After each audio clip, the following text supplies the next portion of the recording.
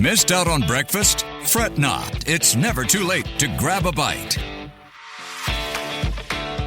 All right, the workplace is evolving fast, and so is the lingo. On Breakfast Bites today, we're decoding some of the latest buzzwords shaping how we work. Maybe you've heard of them and the concept behind the name, but I'm confident I will be introducing some of these terms to you today. So we've covered stuff like rage applying and quiet quitting. Do you guys remember? Yeah. But there are other terms already making the rounds now, so let's see if you know them. Are you ready? Let's go. For the remote work warriors, we have hush trips. Hush trips.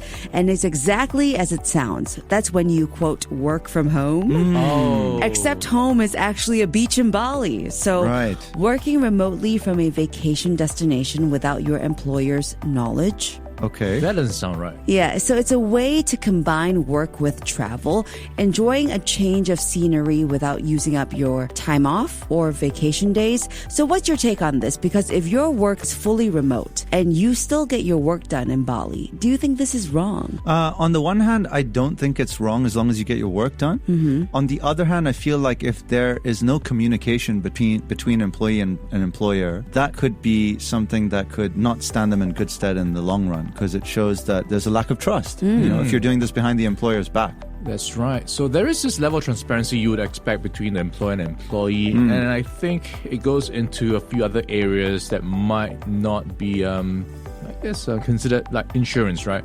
Normally when you're working, you're covered in some form, but if you're in a foreign country, maybe that goes into another gray area. Okay, the technical details. I didn't think of that, but the biggest disadvantage of this for sure is the risk of getting caught, which could lead to disciplinary action or even job loss based on the fact that you lost the trust of your employer, right? Yeah, correct. All right, there's another workplace trend called quiet thriving, but this is a feel-good alternative to quiet quitting. So instead of checking out and only doing the bare minimum to get by, employees are now prioritizing well-being, but all while still being productive. So it's all about making active changes to your workday to prevent mental burnout and improve their well-being. So think yoga breaks between emails, using your lunch break to maybe meditate, that kind of thing. Okay, yeah, I like that. Yeah. It sounds healthy. Yeah, it's supposed to prioritize the whole idea of I have a job, but I should also prioritize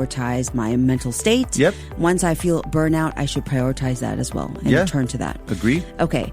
Another trend. Now there's something called revenge quitting, not quiet quitting. Oh. Gen Zs are not staying silent about it now, apparently. So this is the new idea of people choosing to quit their jobs in the most inconvenient way possible in order to disrupt the business. So it's a form of protest against what they perceived as unfair treatment.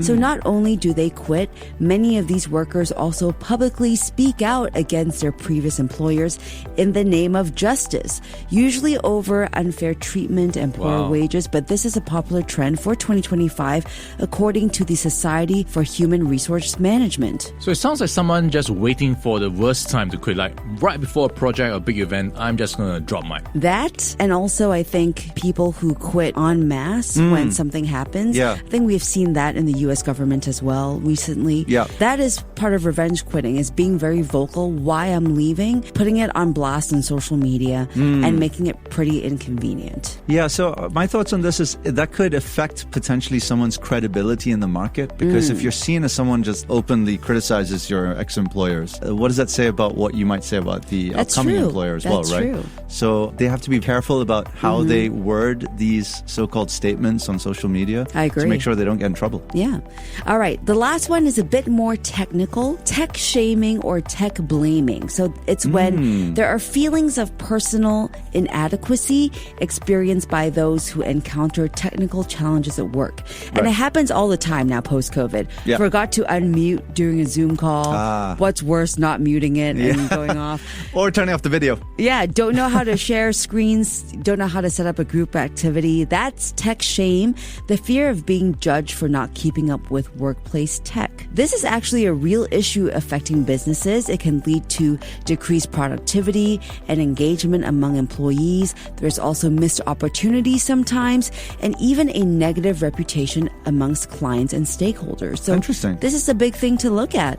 And there you have it, the ever-evolving language of the modern workplace, from revenge quitting and, of course, those sneaky hush trips. It's clear that work culture is changing fast, and some of these trends sound pretty relatable. So which of these workplace buzzwords have you experienced firsthand? Let us know.